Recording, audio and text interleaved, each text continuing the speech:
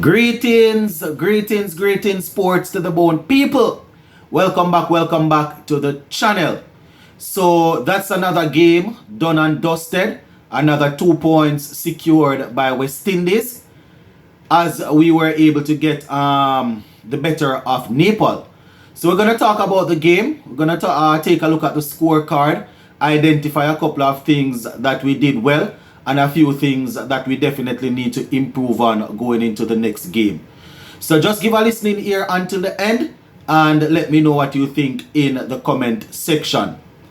So that was a convincing victory as relates to the margin that we won by. We won by over 100 runs, 101 run to be exact. So the team, they were able to get us across the line convincingly. In terms of the scorecard, even before we go to the scorecard, so we are actually at top of the points table by net run rate. So Zimbabwe, they are on 4 points just as us, having played 2 games, so we are leading based on net run rate. So we batted first and we scored 339 for 7 off our 50 overs. 339 for 7 off our 50 overs. So 2 things stand out quickly there. We were able to bat out the 50 overs, you understand, and we didn't lose. We lost 7 wickets, and we scored more runs than we did in the last game. So we bat out the 50 overs. We didn't lose. We weren't bowled out, as I said, and we were able to score more runs. So 339 for 50. You could say we left a couple of runs out there, but based on how we started, we can say that we didn't do too badly to finish off at 339. At one point in time, I think we were 50 odd for 3 or something like that. But Nicholas Pooran and Shea Hope, who both scored centuries, they were able to get us over that 300 mark and get us up to the 339 mark. So let me just go through the scorecard and then I'll do some more talking. So 339 for 7. Brandon King, he got a good start. But he scored less than a run a ball. He made 32 from 42. He scored 2 fours and 2 sixes in the knock. That's a strike rate of 76.19. Kyle Mayers, unfortunately, wasn't able to tee off again in this game. He only scored 1 of 4 deliveries. Johnson Charles, who made a half century in the previous game, he wasn't able to do anything. He was actually removed without scoring. Faced 6 deliveries and he was removed without scoring. Shea Hope, he came in and he, alongside the former captain Nicholas Pooran, they were able to put on over 200 runs before we lost another wicket.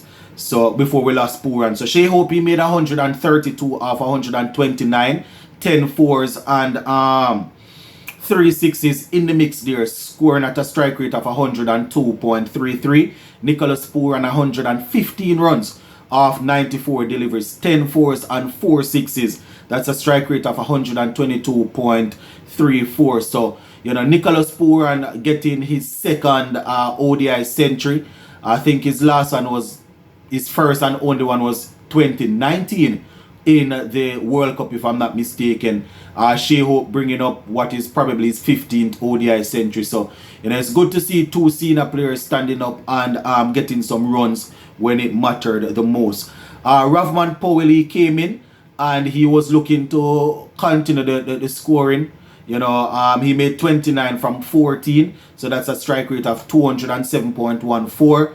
And 3 fours and 1 6. He got in the mix there before he was removed. He was removed by the spinner. Jason Hola, he made 16 from 10 not out, scoring 2 boundaries. So that's good at the back end there. 160 strike rate. Kemo Paul, he scored 1 from 2. He was looking to finish off the last over there with a good hit, but it didn't work out. He was removed and he scored 1, as I said. So 339 is what we got, and we were able to defend it. But I must say that the feeling was extremely sloppy. So we started off well as it relates to defending that total. You know, Alzari Joseph took the new ball. We decided that we were going to try some short balls at them.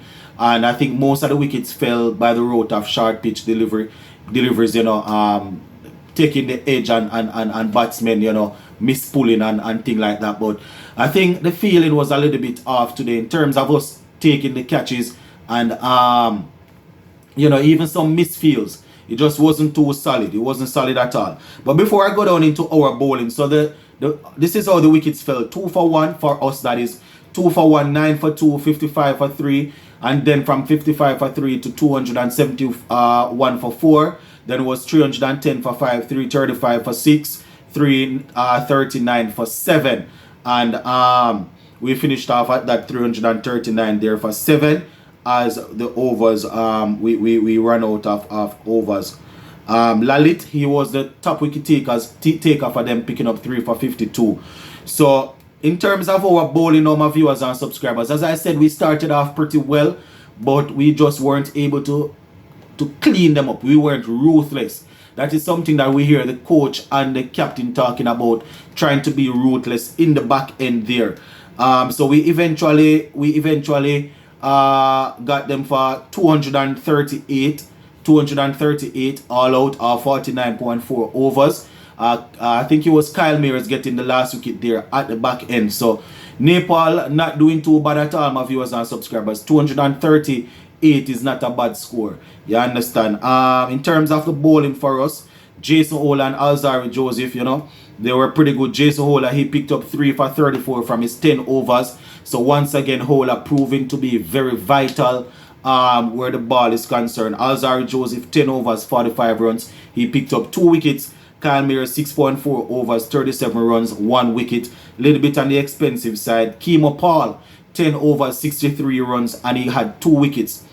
No, it was Kemo Paul's last 5 overs that really turned his figures upside down when they decided to go for him, because, you know, his last 5 overs, as I said, the first 5 overs weren't too bad from Kemo Paul, you know, but when he came back in to finish there, they went after him. You know, they actually went after him, and, you know, that's where it went. Akil Hussain, 10 overs, 49 runs, 2 wickets. Rastan Chase, he bowled 3 overs, and he was pretty economical. He gave away 9 runs without a wicket there. So all in all, my viewers and subscribers, we're happy for the victory. Happy that we were able to win by such a huge margin.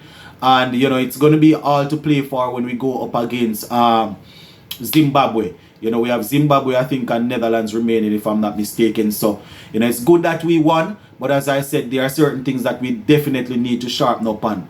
You know, the guys in the field, they need to take the catches. They need to make sure that they are fielding the balls, you know, cleanly in the outfield. And the bowlers, we have to be more ruthless. When we take those wickets and we have teams on the back foot, you know, when you have teams at 92 for 5, when you have teams at 92 for 5, you don't necessarily want those teams teams going on to score 200 odd runs.